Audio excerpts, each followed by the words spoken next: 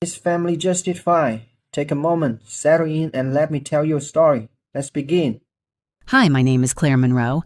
The doorbell rang just after 8 on a quiet Saturday morning in Charleston, South Carolina. I was still in an old t-shirt and sweatpants, hair in a messy bun, one hand wrapped around a mug of coffee, the other holding the new key I'd had cut after the funeral. When I opened the door, my mother Patricia stood on my porch. Her husband Gordon was beside her. My half-sister Sloane hovered just behind them, arms crossed. No hello, no, it's been a while. Patricia looked past me into the hallway and said, "We're here to talk about our house." I glanced down at the key in my hand, then back at her. "This is my house," I said. She laughed, the sharp, familiar kind. "You really think you get to keep everything she said? You're stealing from your own family." Before I tell you what I said next and what happened when a police officer opened a folder that ended the conversation for good, tell me where you're listening from and what time it is for you right now. The word thief didn't start on that porch. It had been circling my life long before my name was ever on a deed. I didn't grow up in this house. I grew up in a cramped apartment where my mother learned early how to stretch silence over everything she didn't want to explain. My biological father left before I could form a memory of him. What I grew up with instead were fragments. He wasn't ready. He couldn't handle responsibility. He walked away and left us with nothing. Those sentences played on a loop. They weren't stories. They were warnings. When Patricia remarried Gordon, the apartment felt smaller without changing size. He was charming in public, loud in his opinions, and very clear about who counted. When Sloane was born, the shift happened quietly. No announcement, no confrontation, just a slow reordering of importance. Everything became what's best for the baby, then what's best for the family, and somehow what was best for me only mattered if it made things easier for them. I learned to cook my own meals. I learned to do laundry without being asked. I learned that needing help came with a price. Whenever I talked about college, Gordon would lean back and say, "You need to be realistic. We're not an endless bank." That line showed up a lot, especially right before new gadgets appeared for Sloane, especially right before weekend trips I wasn't invited on. They never said I was less important. They didn't have to. The breaking point arrived dressed as logic. Rent was going up. The apartment felt tight. Sloane needed her own room. Patricia sat me down and said, "We found a solution." The solution was Rachel Hayes, a family friend who agreed to take me in temporarily. They framed it like an opportunity, a better environment, a chance for me to grow. What they didn't say was simpler. I was the easiest thing to move. The night before I left, I sat on my half-packed bed listening to them argue in the next room. Money, sacrifice, all we've done for her. No one asked how I felt about leaving. No one wondered if I was scared. I left with one suitcase, a trash bag of clothes, and a lesson that settled deep. Love in that house was conditional. Be convenient or be gone. They didn't think of it as abandonment. They thought of it as efficiency. And for a long time, I carried that definition with me. Because when you're sent away quietly, you start believing you were always meant to be temporary. Rachel Hayes never pretended she was rescuing me. When I showed up at her small house in Charleston with a suitcase that barely rolled, she pointed at the pull-out couch and said, "That's what I've got. We'll figure the rest out." The place smelled like coffee and old books. Bills sat in a neat stack on the counter like they lived there permanently. Rachel was tired in an honest way. No speeches, no guilt, just facts. I got a part-time job within a week, not because she asked, but because I could see the math. Every shift I worked was one less thing she had to carry. Living there was different from living with my mother. No passive comments, no reminders of cost, no pretending we were a happy family. We were two people trying not to sink. The person who changed everything arrived one Sunday afternoon with a grocery bag and a cane. Her name was Margaret Whitmore, Rachel's mother. She took one look at me sitting at the table with homework beside a frozen dinner and said, "So you're the one everyone keeps passing around like luggage." Rachel groaned, "Mom." Margaret waved her off. "Relax. If I didn't like her, I'd be quieter." She sat across from me and asked questions no one had asked in years. "What do you like learning? What do you want to do after school? Who actually shows up for you?" I didn't know how to answer that last one. Margaret noticed. "That's fine," she said. "Sometimes the first person on that list is you." She started coming by more often, always with too much food, always insisting I take seconds like it mattered. She watched Rachel struggle with bills and noticed how my mother's calls changed. Less checking in, more making sure she wouldn't be asked for money. One night after Rachel went to bed, Margaret folded her hands and looked straight at me. "If you were legally mine," she said, "people couldn't move you around when it suits them." My chest tightened. "I'm not asking for charity." "I know," she said. "That's why I'm asking." A few weeks later, meetings with a social worker, signatures on papers I barely understood yet, and a phone call between Margaret and my mother that I wasn't invited to hear it became official. Margaret was my legal guardian. Practically, it meant a bedroom that didn't feel borrowed, a closet I could unpack without apology, a kitchen where my mug could stay on the counter. Emotionally, it meant something bigger. I wasn't on loan anymore. Margaret wasn't sentimental about it. She handed me an extra key and said, "Keep copies of everything important. Originals in the drawer, backups in the folder." She taught me how to keep records, not out of fear, out of realism. Paperwork, she said once, tapping a folder is what protects you when feelings start lying. In high school, I discovered I liked learning how bodies worked. Muscles, joints, recovery. When Margaret's knees acted up, I'd look up stretches and help her stand. "You're going to help people someday," she'd say. "Just don't forget you're one of them." By senior year college, brochures covered the kitchen table. My mother offered opinions, mostly about cost. Margaret came with a plan. Scholarships, part-time work, her savings. "It won't be easy," she said, "but it will be honest." College was hard. I worked campus jobs, studied late, and slept with textbooks open on my chest.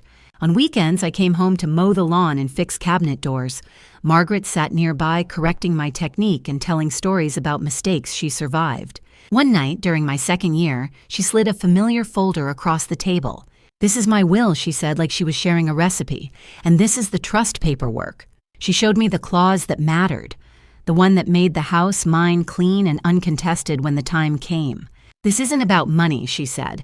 "It's about making sure no one ever makes you beg again." Years passed. I finished my degree. I started working at a clinic helping people relearn how to move. Through it all, Margaret stayed steady. The house became our anchor. Painted walls, fixed leaks, quiet routines. Without ever saying it out loud, we both understood. This place wasn't just shelter.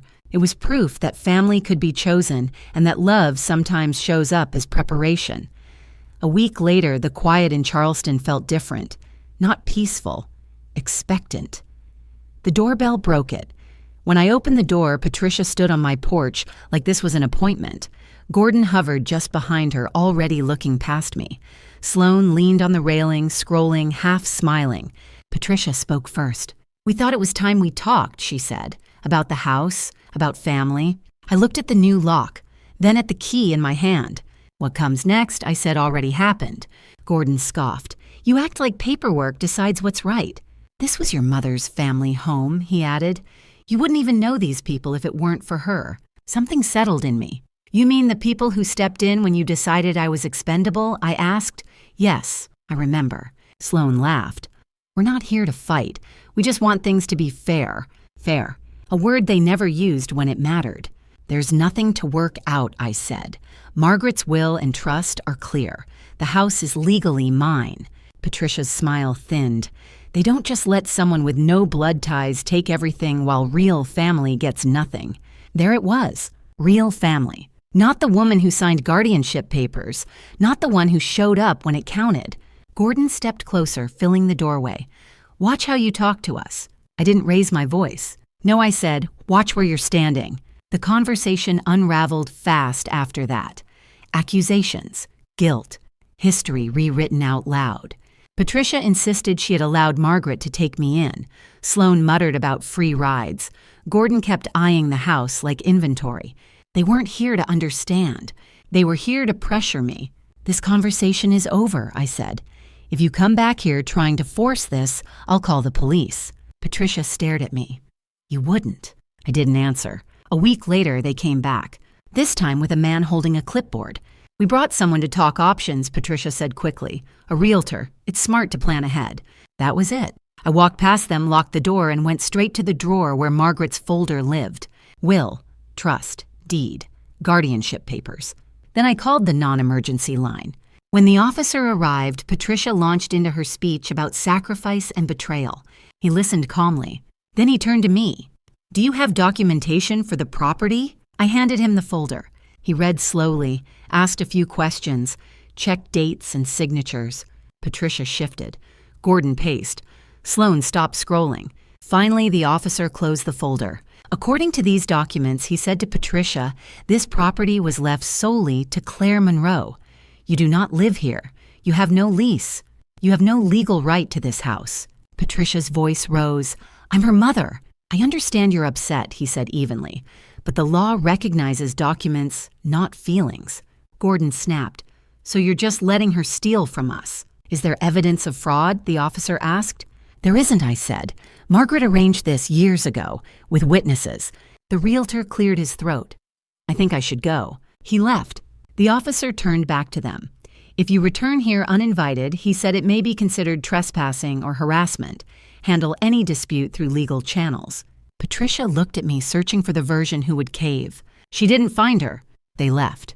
When the porch was empty, I locked the door and stood still, listening to the house settle. For the first time, no one was asking me to give something back, because there was nothing left to take. The silence after they left felt different. Not heavy, finished. I locked the door, slid the chain into place, and leaned my forehead against the wood for a moment longer than necessary. My hands were steady. That surprised me. I didn't feel brave. I felt done. The first call came that night. I let it ring, then another and another. Texts followed. You didn't have to humiliate us like that. We were just trying to be reasonable. You're tearing this family apart. I turned my phone face down and went to the kitchen. I washed a mug that was already clean. I wiped a counter that didn't need it. The house hummed the way it always did at night, like it knew how to hold itself. 2 days later, I answered one call. Patricia's voice was softer, controlled, the kind she used when she wanted something. Claire, she said, this has gone far enough. What do you want? I asked. A pause. Then honesty slipped through. We need to talk about a solution, she said. Your stepfather is under a lot of stress. People are asking questions. Here are the terms, I said before she could keep going. She inhaled sharply. One, I said, you stop coming to my house. No surprise visits. No drive-bys. No sending other people to speak for you. That's extreme, she said. It's necessary, I replied. 2, I continued. You stop telling stories about me. To relatives, to friends, online. If I hear another version of my life that isn't true, we're done. Silence. And 3, I said, there will be no more conversations about the house, ever. Her voice tightened. So you're cutting us off. No, I said. I'm defining access. Gordon's voice cut in louder. You think a piece of paper makes you better than us. I think it makes my life mine, I said. Patricia tried again, smaller this time. You're choosing paperwork over family. I didn't raise my voice. I'm choosing the people who chose me, I said. And I'm choosing peace. She didn't argue after that. She just said, don't expect us to help you when things go wrong. I almost laughed. I stopped expecting that a long time ago. I said, I ended the call. That night, I started a simple log. Dates, times, names. Nothing dramatic, just facts. Margaret would have approved. I placed the folder back in its drawer and turned off the light. For the first time since the funeral, I slept through the night. The house felt quieter after that. Not empty, settled. I spent the next few weeks doing small, ordinary things. Fixing the drawer that always stuck, replacing a cracked light switch, pulling weeds from the garden Margaret insisted would come back if you just let it. I kept the folder in the same drawer. I didn't open it again. I didn't need to. Patricia didn't call. Gordon didn't drive by. Sloane stopped posting vague quotes online. When relatives reached out, their messages were careful, distant, unsure which version of the story still held power. I didn't correct them. I didn't explain. I focused on the life I was already living. Work. Patients who needed patience more than promises. Evenings at the kitchen table Margaret once called the thinking spot. That's when the whole story finally came into focus. I wasn't a girl who took a house from her family. I was a woman who survived being treated as temporary and learned how to build permanence. My mother taught me what conditional love looks like. Margaret taught me what preparation looks like. One walked away when I became inconvenient. The other signed her name so I'd never be homeless again. When my family came back, it wasn't because they missed me. It was because there was something to claim. And instead of fighting, I documented. Instead of yelling, I enforced. Instead of shrinking, I stayed put. That's the part that matters. Because the lesson isn't about inheritance, it's about clarity. When someone only values you when they can access your time, money, or space, what they want isn't connection, it's control. And the most powerful response isn't revenge, it's structure. Boundaries written down, terms stated once, peace protected daily.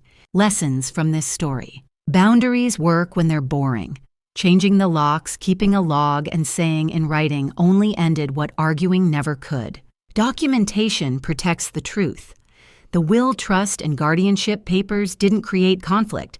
They clarified it when emotions tried to rewrite history. Self-respect is a daily practice, choosing peace over proximity. Honored Margaret's legacy more than giving anyone a key ever could. If this story feels familiar, you're not alone. Tell me where you're listening from and what time it is for you right now. I read every comment. And if you want to support stories like this, where justice is quiet, consequences are real, and self-respect comes first, subscribe to Family Justice Files.